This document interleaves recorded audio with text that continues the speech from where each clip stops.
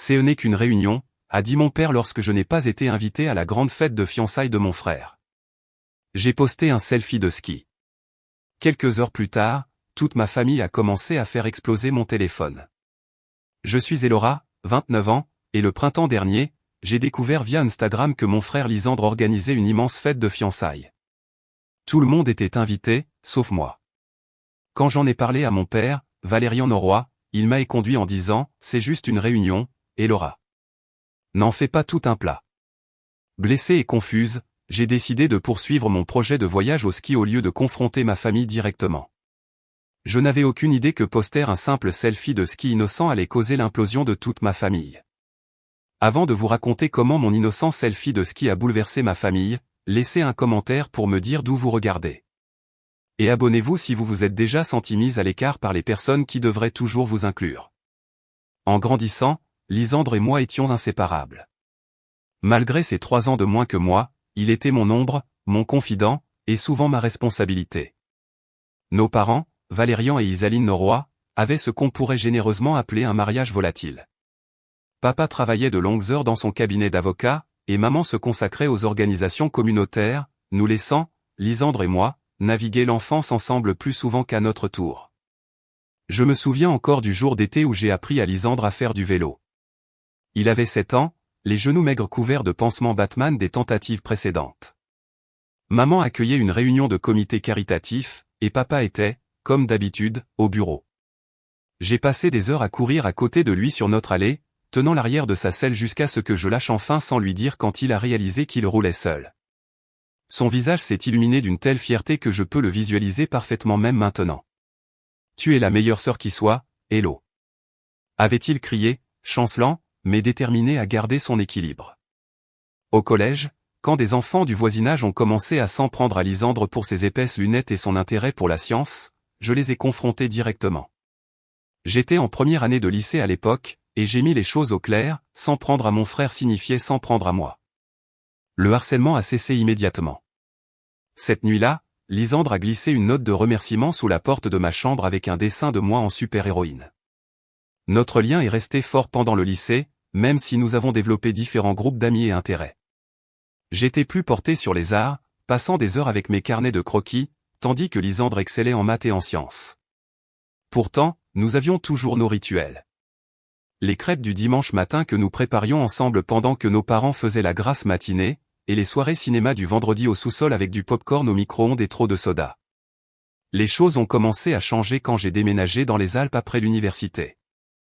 J'avais décroché un emploi de rêve dans une agence de design graphique à Grenoble, à près de 700 km de notre ville d'origine, Paris. Lisandre était toujours dans une grande école d'ingénieur à Lyon, terminant son diplôme d'ingénieur. Nous avons promis de rester proches malgré la distance. La première année, ça s'est bien passé. Nous avions des appels vidéo hebdomadaires. J'ai pris l'avion pour assister à son diplôme à Lyon. Il a passé un mois d'été avec moi dans les Alpes où je lui ai appris à faire du snowboard. Mais lentement, inévitablement, la distance a créé de l'espace entre nous. Au cours des 2 dernières années, notre communication a diminué. Mes appels vers lui tombaient souvent sur la messagerie vocale. Ses réponses à mes SMS sont devenues plus courtes, parfois juste des emojis ou des réponses en un seul mot. J'ai attribué cela au fait qu'il construisait sa propre vie d'adulte, commençant sa carrière dans un cabinet d'ingénieur à Paris, se faisant de nouveaux amis. Puis est arrivée Théodora. Lisandre l'a rencontrée lors d'une conférence de travail il y a environ 1 an. D'après le peu qu'il m'a dit, elle était intelligente, ambitieuse, et travaillait dans le marketing. En 1 an de relation, je ne l'avais rencontrée que 2 fois. Une fois brièvement lorsque j'étais de retour à Paris pour Thanksgiving, et une autre fois à Noël. Les 2 rencontres étaient agréables, mais superficielles. Théodora semblait assez gentille, bien qu'un peu réservée, avec moi. Elle posait des questions polies sur ma vie dans les Alpes, mais changeait de sujet chaque fois que j'essayais de raconter des histoires sur Lisandre et moi en grandissant. J'ai remarqué que Lisandre devenait de plus en plus distant après qu'il a commencé à sortir avec Théodora. Quand j'appelais pour discuter, il répondait, mais semblait distrait, disant souvent qu'il devait raccrocher après seulement quelques minutes. Mes SMS sur des blagues d'initiés que nous partagions restaient sans réponse. Les invitations pour qu'il vienne me rendre visite dans les Alpes à nouveau étaient accueillies par des réponses vagues du genre « peut-être un jour ».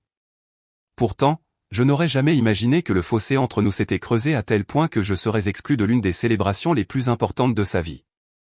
Après tout, nous étions plus que des frères et sœurs en grandissant. Nous étions des alliés, des partenaires pour naviguer dans les dynamiques familiales. J'avais toujours pensé que ce lien était incassable. C'était un mardi soir ordinaire de mars lorsque mon monde a basculé. Je me détendais après le travail, faisant défiler Instagram en regardant à moitié une émission de télé-réalité. La publication de ma cousine Célestine a arrêté mon pouce net en faisant défiler. L'image la montrait tenant deux robes différentes avec la légende « Aidez-moi à décider laquelle porter pour la grande fête de fiançailles de Lisandre et Théodora ce week-end ». J'ai cligné des yeux. Sûr d'avoir mal lu quelque chose, j'ai fait défiler vers le haut et relu. Une fête de fiançailles ce week-end. Je n'avais rien entendu parler d'une fête de fiançailles, encore moins une qui se déroulait dans quelques jours seulement. Ma première pensée fut qu'il devait y avoir une erreur.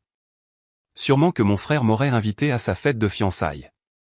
J'ai rapidement vérifié mes emails, y compris les dossiers de spam, pensant que l'invitation aurait pu se perdre d'une manière ou d'une autre. Rien.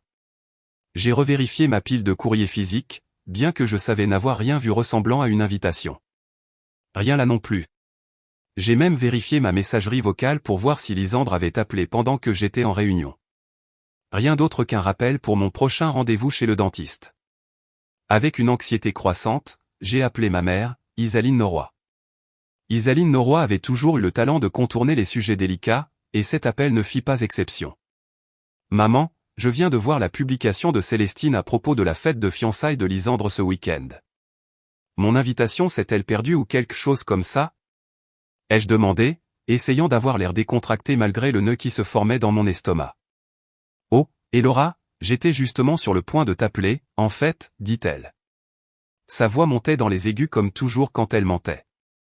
Comment vas-tu, ma chérie? Comment ça se passe dans les Alpes? Maman, ça se passe bien. Peut-on parler de la fête? Je n'en ai pas entendu parler. Il y eut une pause, puis un rire nerveux. Eh bien, tu sais, tout a été organisé assez rapidement. Les parents de Théodora insistaient pour faire quelque chose avant que sa grand-mère ne se fasse opérer de la hanche le mois prochain. Cela n'explique pas pourquoi je n'ai pas été invité, maman. Une autre pause. Je pensais que Lisandre t'avait appelé pour t'en parler. Tu sais comment il est avec ces choses, il laisse toujours les détails à la dernière minute. À ce moment-là, le nœud dans mon estomac s'était transformé en une pierre lourde. Alors, il y a une fête et je suis censé être invité? Eh bien, ma chérie, c'est juste une petite réunion en fait. Surtout de la famille des deux côtés pour se connaître. Rien d'extraordinaire. Son ton évasif m'a dit tout ce que je devais savoir. J'ai terminé l'appel peu après, promettant de parler bientôt, bien que nous sachions toutes les deux que ce n'était qu'une façon d'échapper à la conversation inconfortable. Ensuite, j'ai appelé mon père, Valérian Noroy. Valérian Noroy était beaucoup de choses, mais il n'avait jamais été du genre à enrober la réalité de sucre. Si quelqu'un pouvait me donner une réponse directe, ce serait lui. Papa, qu'est-ce qui se passe avec la fête de fiançailles de Lisandre? Maman est étrange à ce sujet, et je n'ai pas reçu d'invitation. La fatigue de mon père a traversé le pays via la ligne téléphonique. Et Laura, c'est juste une sorte de réunion. La famille Henderson rencontre notre famille. Rien dont tu aies besoin de t'inquiéter de manquer. Mais Célestine y va, et d'après sa publication, ça a l'air d'être un événement important. Ta cousine exagère tout. Tu sais que c'est juste un dîner dans un club privé de golf en banlieue parisienne. Le père de Théodora en est membre. Donc, je ne suis pas invité? Ai-je insisté, ayant besoin de l'entendre directement. Écoute, et Laura, ce n'est pas personnel. La liste des invités devait être limitée. C'est juste une réunion. Ça ne vaut pas la peine que tu traverses le pays pour ça. Concentre-toi sur ton travail là-bas. C'est ce qui compte. Après avoir raccroché avec mon père, je suis retourné sur les réseaux sociaux avec un nouvel objectif. J'ai vérifié les profils d'autres membres de ma famille et trouvé plus de preuves que cela était loin d'être la petite réunion, ou là, juste une réunion, que mes parents avaient décrite. Ma tante Félicie avait posté qu'elle s'est fait coiffer spécialement pour le grand événement. Mon cousin adolescent Perceval se plaignait de devoir porter un costume pour la fête chic de Lisandre. La pire découverte est venue lorsque j'ai trouvé que Théodora avait créé une page d'événements privés que quelqu'un avait tagué dans un commentaire. Bien que je ne puisse pas accéder aux détails complets, l'aperçu montrait « Célébration des fiançailles de Lisandre et Théodora », avec une conception d'invitation formelle et un nombre d'invités qui semblait dépasser largement les 100 personnes. Mes mains tremblaient légèrement, j'ai appelé Lisandre. L'appel est tombé directement sur la messagerie vocale, ce qui n'était pas inhabituel ces derniers temps. J'ai laissé ce que je pensais être un message mesuré. « Salut, je viens d'apprendre pour ta fête de fiançailles ce week-end. Rappelle-moi quand tu peux. » 1 heure plus tard, j'ai reçu un SMS au lieu d'un rappel. Super occupé avec le travail et les préparatifs du mariage. On parle plus tard. C'était tout. Pas d'explication, pas d'invitation. Pas même une reconnaissance de l'exclusion évidente. Le coup de grâce est venu lorsque j'ai vu que Maël Renard, mon ami de lycée, qui n'avait presque pas parlé à Lisandre depuis l'obtention du diplôme, avait publié son enthousiasme à l'idée d'assister à la « fête de fiançailles » de Lisandre Norrois. Donc, non seulement des membres de la famille élargie étaient invités, mais de vieilles connaissances qui n'étaient même pas proches de mon frère avaient été sélectionnées, alors que je ne l'avais apparemment pas été. À la fin de la soirée, la vérité était inévitable. Mon frère organisait une célébration majeure, et j'avais été délibérément exclu. Le frère que j'avais protégé, soutenu et aimé férocement tout au long de notre enfance avait décidé que je ne méritais pas d'être là pour l'un des moments les plus importants de sa vie d'adulte. Cette nuit-là, le sommeil m'a complètement échappé.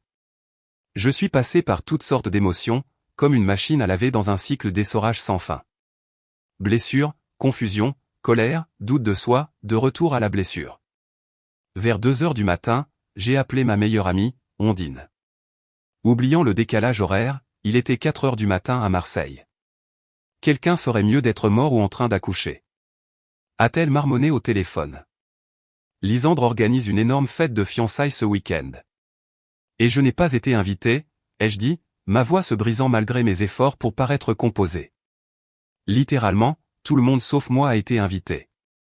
Des parents éloignés, de vieux amis de lycée, probablement même le facteur, mais pas moi. Ondine fut instantanément attentive. Attends, quoi? Ça n'a aucun sens. Toi et Lisandre avez toujours été si proches. Apparemment, plus maintenant, ai-je dit, fixant mon plafond pendant que les larmes glissaient silencieusement dans mes cheveux. Mes parents sont au courant aussi. Papa a littéralement dit que ce n'était qu'une réunion et que ça ne valait pas la peine que je prenne l'avion. C'est complètement absurde, a dit Ondine avec une fidélité féroce qui faisait d'elle ma meilleure amie depuis l'université. As-tu envisagé que ça puisse être l'œuvre de Théodora? Tu ne l'as rencontrée que quoi, 2 fois. L'idée m'avait traversé l'esprit, mais entendre Ondine le dire a donné plus de poids à l'idée. Peut-être. À Noël, je l'ai entendu dire à Lisandre que j'avais l'air trop axé sur ma carrière pour jamais me caser. Comme si c'était un défaut de caractère. Classique insécurité, a déclaré Ondine. Elle se sent probablement menacée par ta relation avec Lisandre. Certaines femmes deviennent étranges à propos des parents de leurs partenaires, surtout les sœurs. Tu te souviens du drame au mariage de ma cousine Rachel? Nous avons parlé pendant près d'1 heure, Ondine validant mes sentiments et m'aidant à digérer le choc avant que nous ne raccrochions. Elle m'a demandé mes projets pour le week-end. En fait, je devais partir au ski à Chamonix avec des collègues. Je pensais annuler pour m'apitoyer sur mon sort à la place. Absolument pas, a dit fermement Ondine. Tu vas skier. Tu vas t'amuser comme jamais pendant qu'ils feront tous des petites conversations gênantes dans un country club guindé. Bien vivre est la meilleure des revanches, hello. Après que nous ayons raccroché, je suis resté éveillé, repensant aux souvenirs de Lisandre et moi tout au long de notre enfance. La fois où nous avons construit un fort de neige si solide qu'il a duré jusqu'en mars. La nuit de l'orage quand il avait 10 ans et qu'il se faufilait encore dans ma chambre parce que le tonnerre l'effrayait. La façon dont il m'avait serré fort dans ses bras avant que je ne parte pour les Alpes, promettant que nous serions toujours proches malgré la distance. Qu'est-ce qui avait changé? Quand étais-je devenu quelqu'un qu'il pouvait si facilement exclure?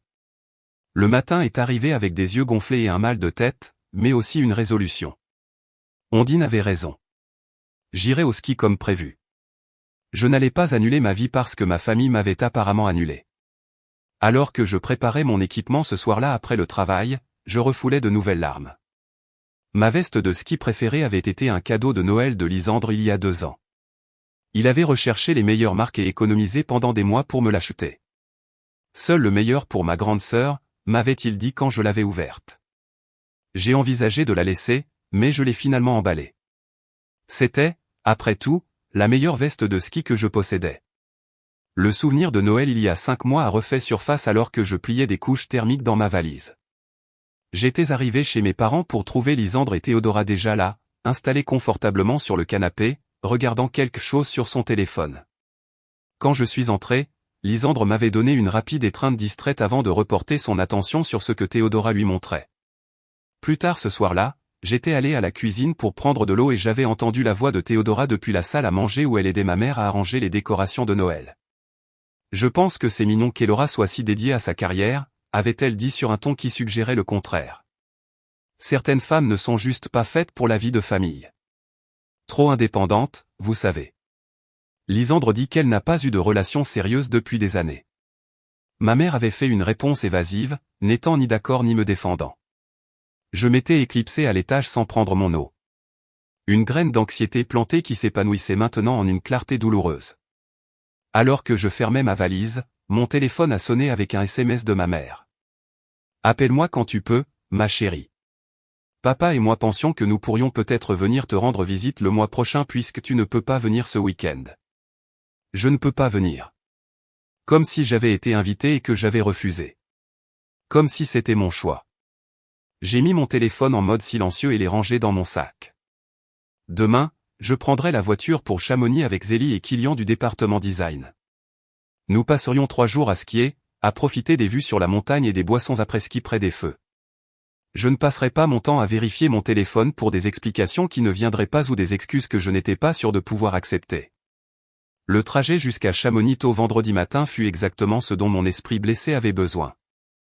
Alors que nous montions dans les montagnes, laissant Grenoble derrière nous, la majesté des sommets enneigés et du ciel bleu infini a opéré sa magie.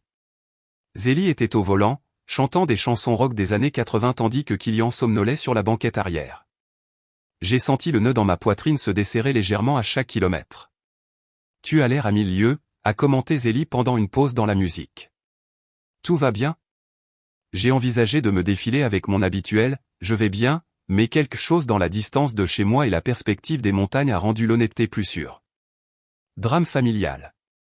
Mon frère organise une grande fête de fiançailles ce week-end et, d'une manière ou d'une autre, je n'étais pas sur la liste des invités. Les sourcils de Zélie se sont levés. Tu plaisantes. Je me souviens à quel point tu parlais toujours de ton frère quand tu as emménagé ici. Vous aviez l'air super proches. Nous l'étions, ai-je dit en regardant les pins floutés devant ma fenêtre. Les choses changent, je suppose. C'est vraiment nul, a dit Zélie en secouant la tête. Eh bien, leur perte est notre gain. On va passer un week-end épique. Le temps que nous arrivions à notre lodge, le drame familial semblait légèrement plus distant. Nos logements étaient rustiques mais confortables. Un condo de 3 chambres avec une cheminée en pierre et vue sur les pistes.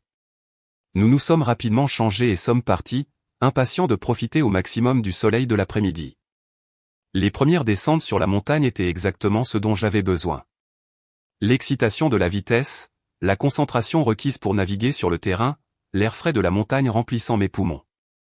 Pendant ces moments, il n'y avait pas de place pour les pensées de Lisandre, de Théodora, ou de la fête que je manquais.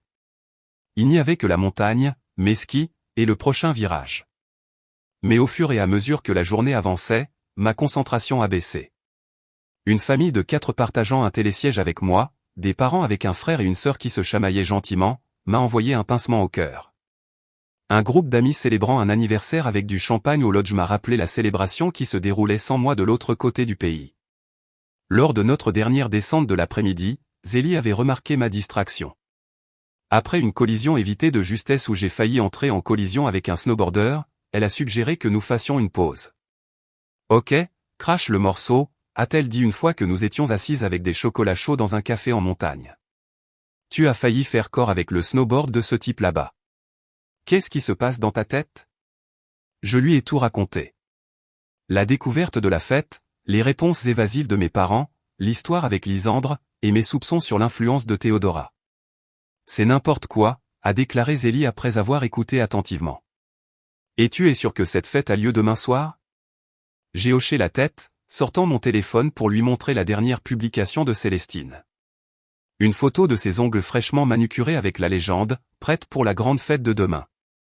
Eh bien, tu sais ce que tu devrais faire, a dit Zélie avec une étincelle malicieuse dans les yeux. Montre-leur exactement ce qu'il manque. Qu'est-ce que tu veux dire? Je veux dire, pendant qu'ils sont tous entassés dans un country club ennuyeux, à manger de minuscules amuse-gueules et à faire des petites conversations, tu es en train de passer le meilleur moment de ta vie dans l'un des plus beaux endroits de la planète. Elle a fait un geste vers la vue panoramique sur la montagne. Documente-le. Poste-le. Laisse-les voir que t'exclure n'a pas gâché ton week-end. Ça l'a rendu meilleur. Quand Kylian nous a rejoints après sa dernière descente, il a approuvé avec enthousiasme le plan de Zélie. On va faire en sorte que tu passes le meilleur putain de week-end. Leur perte, entièrement. Ce soir-là, après un délicieux dîner dans un restaurant de steak local et des boissons dans un bar confortable avec de la musique live, je me suis senti plus légère que je ne l'avais été de toute la semaine. Mon téléphone est resté merveilleusement exempt de messages familiaux, comme si les montagnes elles-mêmes créaient une barrière protectrice autour de mon week-end. Le lendemain matin s'est levé clair et parfait, poudreuse fraîche, ciel bleu immaculé, et des températures juste assez froides pour garder la neige vierge. Nous avons attaqué les pistes tôt, déterminés à profiter au maximum des conditions idéales. À la mi-journée, nous avions parcouru la plupart des meilleures pistes de la montagne, et mon ski avait retrouvé son rythme. Après le déjeuner, Zélie a suggéré que nous prenions le remonte-pente le plus haut jusqu'au sommet pour ce qu'elle promettait être une vue inoubliable. Elle n'avait pas tort. Debout à 3962 mètres, avec la ligne de partage des eaux continentales s'étendant devant nous comme une cathédrale naturelle, je me suis senti à la fois minuscule et infini. C'est le moment, a dit Zélie en sortant son téléphone. C'est ta photo et je vis ma meilleure vie. J'ai posé au bord du belvédère, les montagnes en cascade derrière moi, ma veste de ski, celle de Lisandre, une tache de couleur violette vive sur la neige et le ciel. Le soleil frappait mon visage juste comme il fallait, et pour la première fois depuis des jours, mon sourire était sincère. Zélie a pris plusieurs photos, puis m'a rendu mon téléphone. Elles sont parfaites. Absolument parfaites. En regardant les photos, j'ai dû être d'accord. Elles capturaient non seulement le paysage, mais un moment de joie authentique. Sans trop réfléchir, j'ai sélectionné la meilleure et j'ai ouvert Instagram. Mes doigts ont hésité sur le clavier avant que je ne tape, parfois, la famille que l'on choisit est meilleure que celle dans laquelle on est. Le meilleur week-end de tous les temps. J'ai posté, puis j'ai rangé mon téléphone. Maintenant, a dit Kylian, ajustant ses lunettes de ski. Laissons-nous vous montrer la cachette de poudreuse secrète dont les locaux m'ont parlé. Ça va vous épater. Le reste de l'après-midi, j'étais complètement présente, savourant chaque descente, chaque rire, chaque moment de magie de la montagne. Alors que nous faisions notre dernière descente au moment où les remontées fermaient, j'ai ressenti un sentiment de paix que je ne m'attendais pas à trouver ce week-end. Ce soir-là, nous avions des réservations dans le restaurant le plus réputé de Chamonix, un endroit, de la ferme à la table, avec une liste d'attente d'1 mois que Kylian avait réussi à obtenir grâce à une connexion. Avant de partir, j'ai délibérément éteint mon téléphone. Quoi qu'il se passe à Paris pouvait attendre demain. Ce soir était pour la bonne nourriture, la meilleure compagnie, et la famille que j'avais choisie. Le dimanche matin est arrivé avec de légères chutes de neige et la courbature agréable qui accompagne 2 jours complets de ski. Je me suis étiré dans mon lit, appréciant le calme et oubliant momentanément le drame familial qui m'avait envoyé dans les montagnes en premier lieu. Puis je me suis souvenu que mon téléphone était toujours éteint depuis la nuit précédente. Avec un léger sentiment d'appréhension, je l'ai allumé en allant à la cuisine pour faire du café.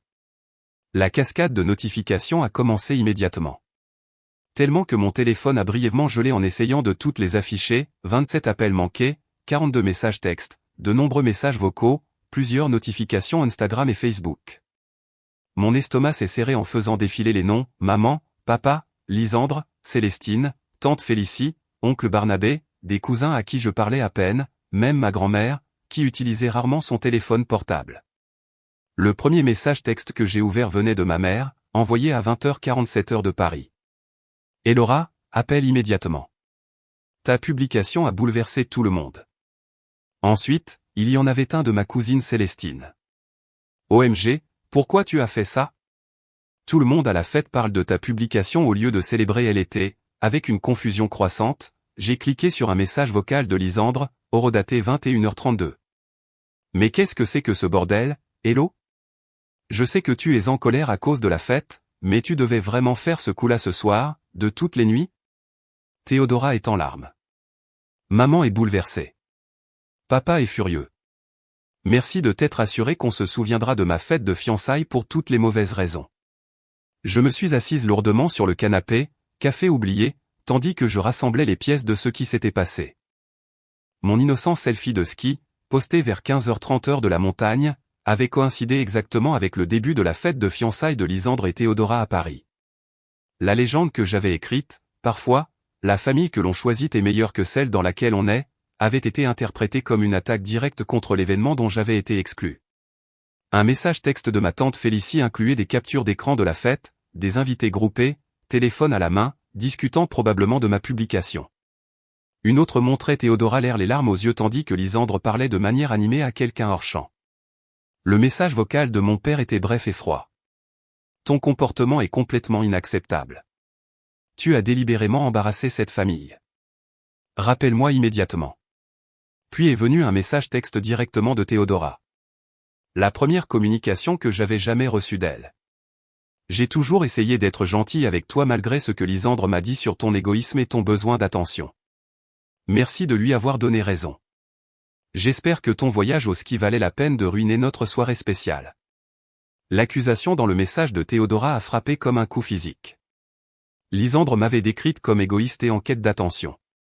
Le frère qui me connaissait mieux que personne, qui avait vu de ses propres yeux à quel point mon enfance avait été passée à veiller sur lui.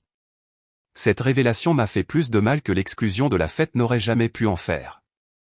Zélie est sortie de sa chambre, les cheveux ébouriffés par le sommeil mais souriante. Son expression a rapidement changé lorsqu'elle a vu mon visage. Ouah, qu'est-ce qui s'est passé? Tu as l'air d'avoir vu un fantôme.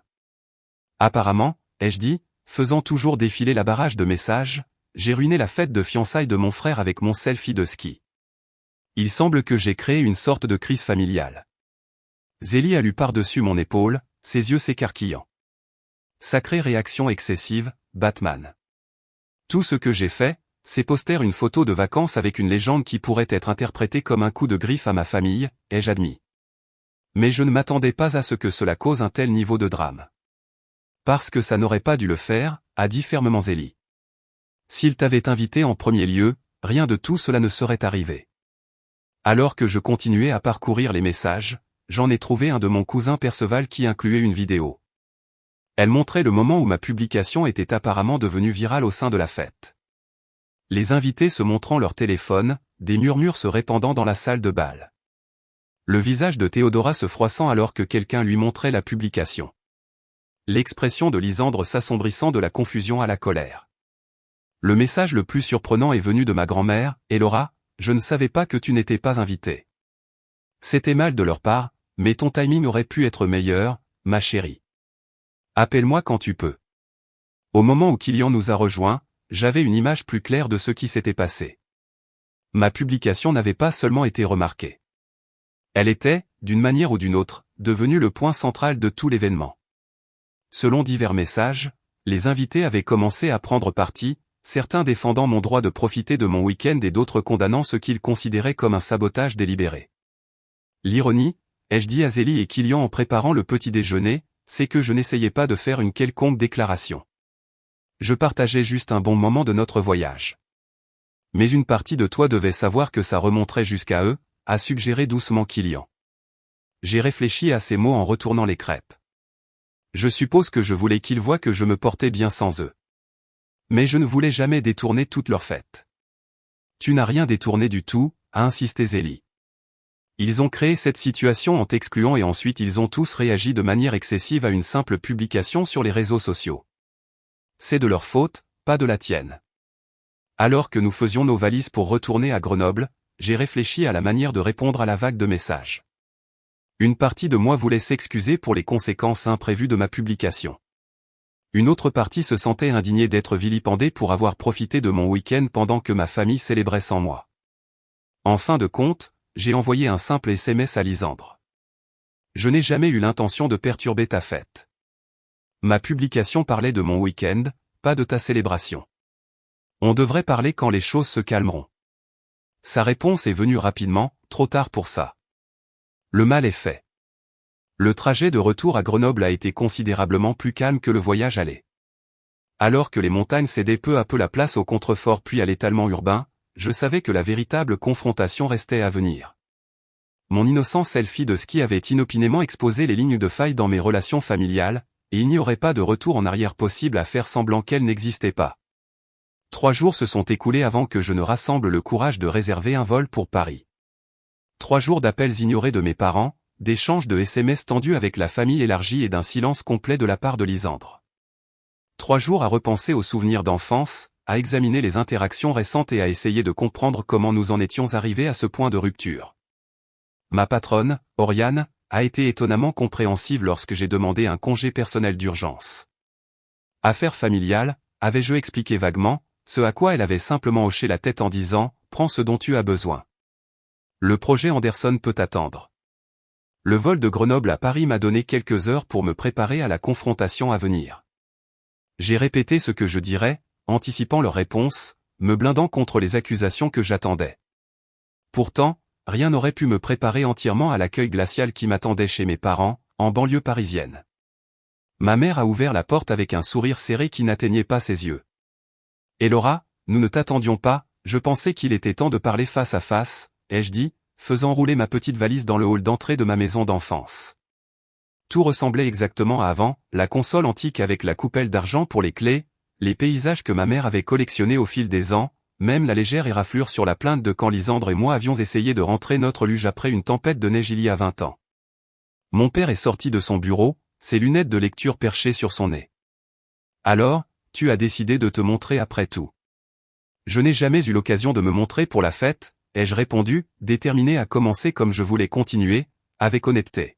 « Ne faisons pas ça dans l'entrée, » a dit ma mère, toujours soucieuse des apparences même quand personne d'autre n'était là pour assister à notre drame familial. « Je vais faire du thé. » Assise dans le salon, le thé intact refroidissant devant nous, le silence s'est étiré inconfortablement jusqu'à ce que mon père parle enfin. « Ton comportement a été complètement inapproprié, et Laura. Quels que soient tes sentiments à propos de la fête, embarrasser publiquement ton frère et sa fiancée était inacceptable. » Je n'avais pas l'intention d'embarrasser qui que ce soit, ai-je dit, m'efforçant de garder ma voix égale. J'ai posté une photo de mon voyage au ski. Je n'ai pas mentionné Lisandre, ni Théodora, ni la fête du tout. Ne sois pas délibérément obtuse, a raillé mon père.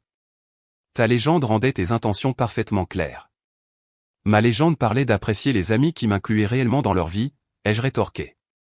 La vraie question est pourquoi mon propre frère organiserait une célébration majeure et m'en exclurait délibérément. Ma mère tripotait sa tasse de thé. C'était une situation compliquée, et Laura.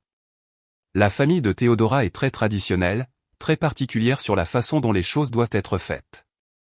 Qu'est-ce que cela a à voir avec le fait d'inviter la seule sœur de votre fils à sa fête de fiançailles ? Un autre silence inconfortable est tombé. Je pouvais voir mes parents échanger des regards, ayant l'une de ces conversations sans mots que les couples mariés depuis longtemps ont. Parfait. Nous devrions attendre Lisandre, a finalement dit ma mère. Lui et Théodora viennent dîner à 18h. Les 3 heures avant le dîner ont été atroces. J'ai défait ma valise dans mon ancienne chambre, maintenant convertie en chambre d'amis avec seulement quelques vestiges de mon adolescence, un trophée d'équipe de débat sur l'étagère, un croquis encadré que j'avais fait de notre jardin. J'ai fait une sieste agitée, puis j'ai pris une douche et me suis changé, me préparant pour la deuxième manche de la confrontation quand la sonnette a retenti à 18h précises.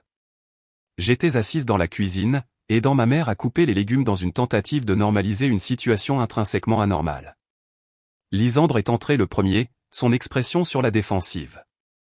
Théodora a suivi, s'agrippant à son bras comme pour se soutenir.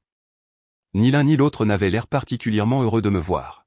« Et Laura » a dit Lisandre d'un air raide. « Je ne savais pas que tu serais ici. » Cela semble être une habitude dernièrement, ai-je répondu immédiatement, regrettant le ton passif-agressif. Le dîner fut une leçon magistrale de petites conversations gênantes.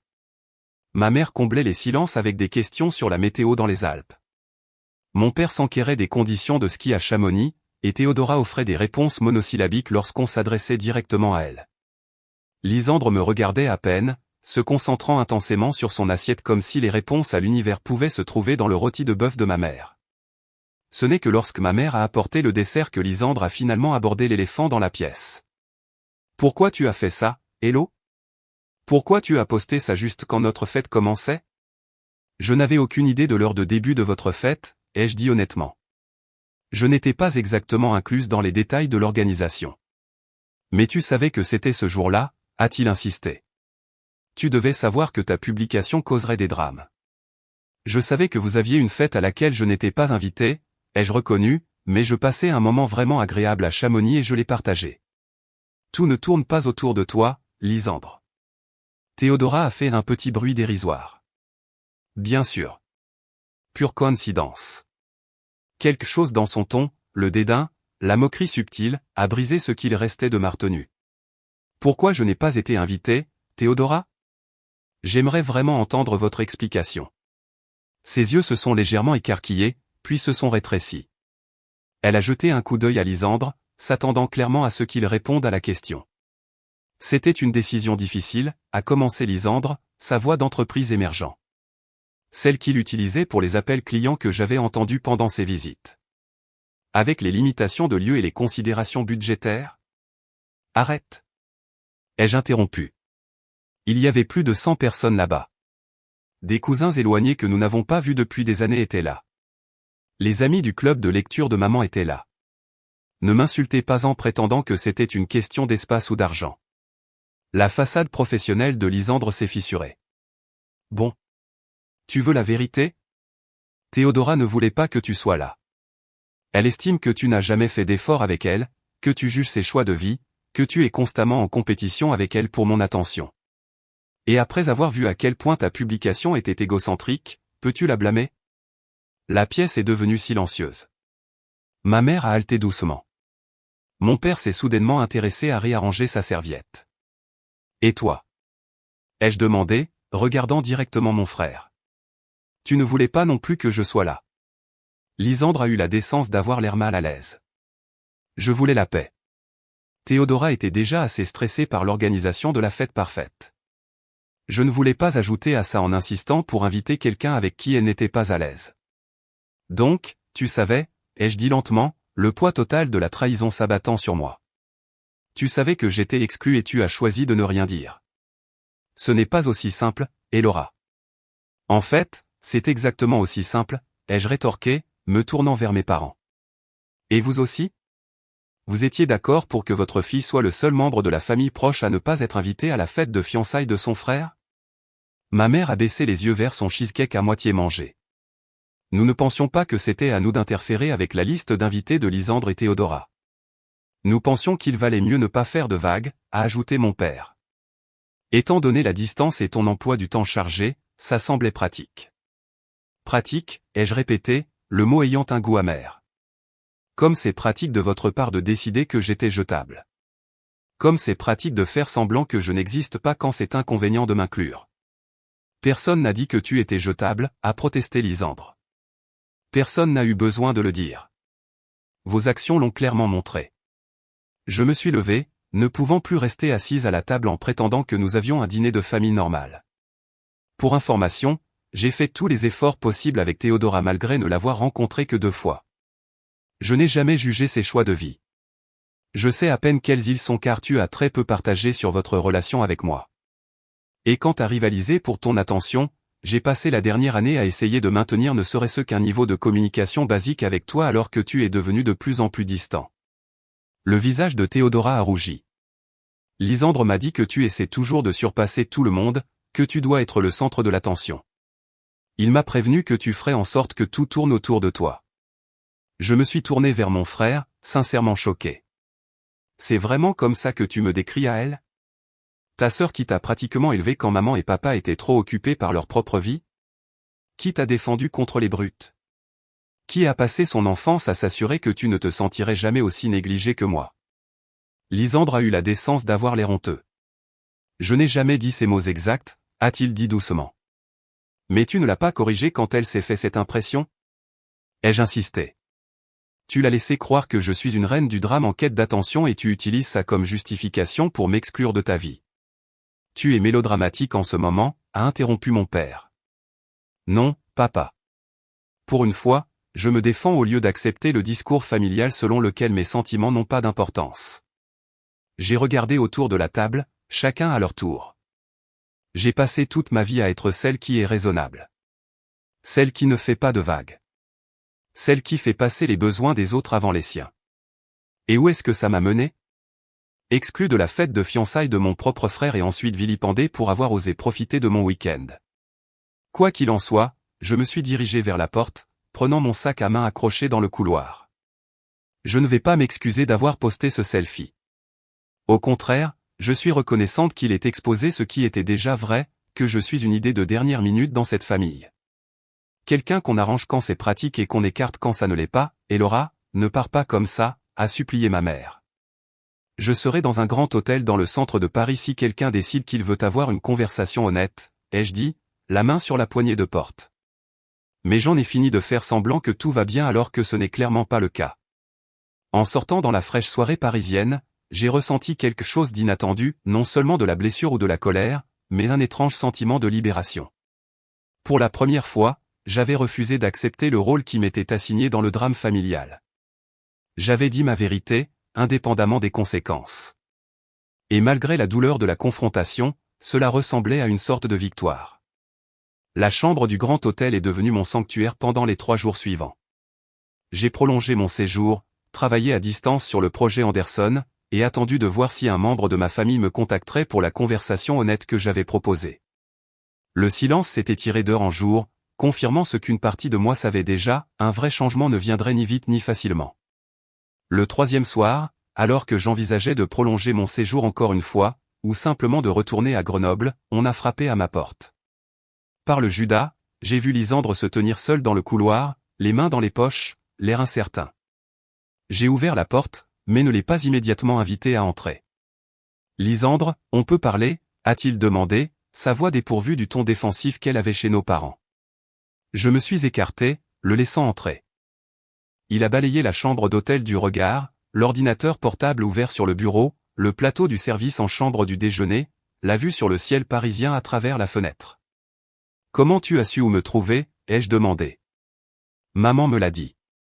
Elle a dit que tu avais mentionné le grand hôtel du centre. » Il s'est assis avec hésitation au bord de la chaise de bureau. J'aurais sûrement dû appeler d'abord. J'ai acquiescé, assise sur le lit. « Mais tu es là maintenant. » Nous nous sommes regardés longuement, 29 ans d'histoire commune planant entre nous. « Je suis désolé » a-t-il finalement dit, les mots sortant avec un effort visible. « J'ai mal géré toute l'affaire, la fête, ton exclusion, les conséquences, tout ça. » J'ai hoché la tête, acceptant ses excuses mais attendant la suite. « Je ne t'ai jamais décrite à Théodora de la manière qu'elle a suggéré, a-t-il poursuivi. Mais je ne l'ai pas non plus corrigée quand elle s'est fait des impressions négatives de toi. C'était mal de ma part. Pourquoi, ai-je demandé simplement. Pourquoi la laisser croire ces choses? Pourquoi m'exclure? Qu'est-il arrivé à nous, Lisandre? Il a soupiré profondément, se frottant le visage avec ses mains. Je me suis retrouvé pris entre deux loyautés. Théodora, elle vient de cette famille apparemment parfaite. Des parents encore follement amoureux après 30 ans. Des dîners du dimanche chaque semaine. Des vacances en famille où personne ne se dispute. Je voulais tellement m'intégrer dans ce monde. Et je te faisais penser à notre famille décidément imparfaite? Quelque chose comme ça, a-t-il admis. En plus, chaque fois que je parlais de toi, elle avait ce regard. Elle ne disait jamais carrément qu'elle ne voulait pas que tu sois là, mais je voyais bien qu'elle se sentait menacée par notre relation, par notre histoire. Donc, tu as choisi le chemin de la moindre résistance, ai-je dit, comprenant même si la blessure subsistait.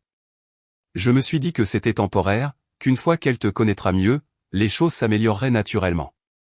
Mais au lieu de ça, je nous ai juste tenus à distance l'une de l'autre, ce qui n'a fait qu'empirer les choses. Il m'a regardé, son expression sincère. Je ne voulais jamais que ça aille aussi loin.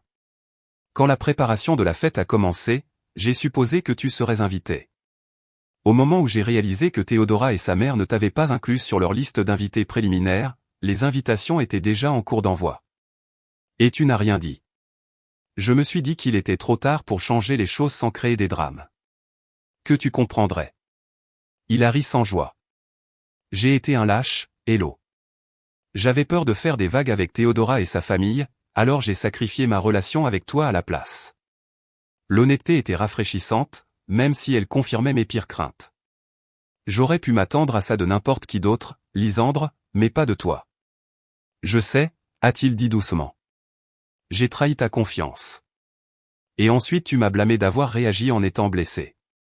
Nous avons parlé pendant des heures cette nuit-là, enlevant des couches de malentendus, abordant la distance qui s'était creusée entre nous, non seulement géographiquement, mais aussi émotionnellement. J'ai appris que Théodora s'était effectivement sentie intimidée par les histoires que Lisandre racontait sur notre lien d'enfance étroit, craignant de ne jamais être à la hauteur de la sœur qui connaissait toute son histoire, toutes ses blagues d'initié, toutes ses vulnérabilités. Elle vient d'une famille où les frères et sœurs sont cordiaux mais pas particulièrement proches, a expliqué Lisandre. Elle ne comprenait pas notre dynamique et au lieu d'essayer, elle a juste voulu la minimiser. 2 semaines après mon retour à Grenoble, mes parents ont appelé. La conversation a été difficile, pleine de vieilles habitudes refaisant surface et étant abordées pour peut-être la première fois. Ma mère a pleuré quand j'ai décrit à quel point je m'étais souvent senti négligé enfant. Mon père, jamais à l'aise avec les discussions émotionnelles, a néanmoins admis qu'il m'avait fait défaut dans cette situation.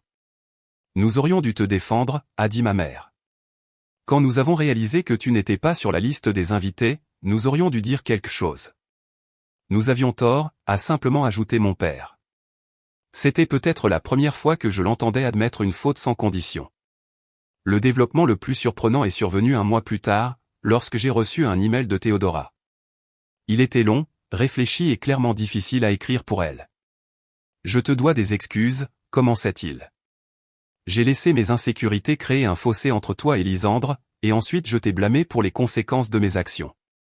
Elle a expliqué son histoire, comment ses parents avaient soigneusement cultivé l'image d'une famille parfaite tout en cachant des problèmes importants, comment elle avait grandi en croyant que les vraies familles n'avaient pas de conflits ou de complications. Quand Lisandre parlait de toi, de votre relation, ça m'effrayait. Ça semblait tellement plus réel et profond que tout ce que j'avais vécu avec mes propres frères et sœurs. Au lieu d'admirer cela, je m'en suis senti menacé. Son email se terminait par une demande de repartir de zéro, de construire une relation basée sur le respect mutuel plutôt que sur la compétition ou l'insécurité. C'était plus que ce à quoi je m'attendais et exactement ce qui était nécessaire pour commencer à guérir. Le chemin pour reconstruire la confiance n'était ni court ni droit. Il y a eu des revers, un Thanksgiving tendu où de vieilles habitudes ont essayé de se manifester à nouveau, un Noël où la formalité de la famille de Théodora entrait en conflit avec la nouvelle honnêteté que notre famille tentait d'établir. Mais il y a eu aussi des progrès. Lisandre et moi avons établi un appel vidéo hebdomadaire qui est devenu un moment sacré pour nous deux. J'ai pris soin de contacter Théodora directement plutôt que de toujours passer par mon frère.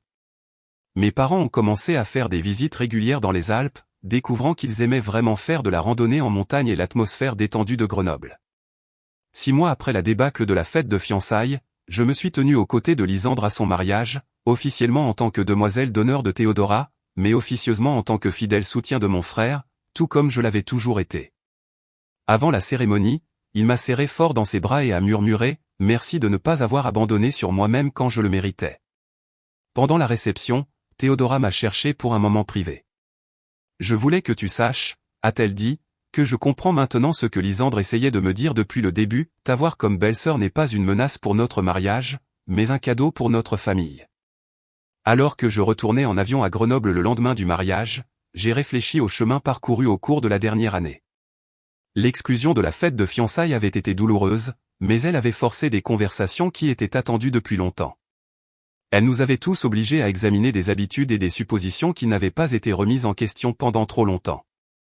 Les familles sont des choses compliquées et désordonnées. Elles peuvent nous blesser plus profondément que quiconque car elles savent exactement où se situent nos vulnérabilités. Mais elles peuvent aussi guérir de manière qui nous surprennent, si nous sommes assez courageux pour dire nos vérités et assez patients pour écouter les leurs. Le selfie qui avait causé tant de drames figure toujours dans mon fil Instagram. J'ai choisi de ne pas le supprimer, non par méchanceté, mais comme un rappel. Un rappel que parfois les moments les plus douloureux peuvent mener à la croissance la plus nécessaire. Un rappel que nous méritons tous d'être vus, d'être inclus, d'être valorisés par ceux qui prétendent nous aimer. Et un rappel que se défendre ne signifie pas forcément perdre les personnes qui comptent. Parfois, c'est la seule façon de vraiment les retrouver. Si vous vous êtes déjà senti exclu ou négligé par votre propre famille, j'espère que mon histoire vous donne du courage. Le courage de dire votre vérité, de fixer des limites, et de croire que les vraies relations peuvent survivre à l'honnêteté. En fait, elles ne peuvent pas prospérer sans elles. Merci d'avoir écouté mon histoire. Veuillez laisser un commentaire partageant une fois où vous avez dû vous défendre face à votre famille. Nous pouvons tous apprendre des expériences des autres. Et si cette histoire a résonné en vous, appuyez sur le bouton « J'aime ». Abonnez-vous pour entendre plus d'histoires vraies et partagez avec quelqu'un qui pourrait avoir besoin de savoir qu'il n'est pas seul à naviguer dans les dynamiques familiales compliquées. Souvenez-vous, parfois les moments les plus douloureux mènent aux transformations les plus belles.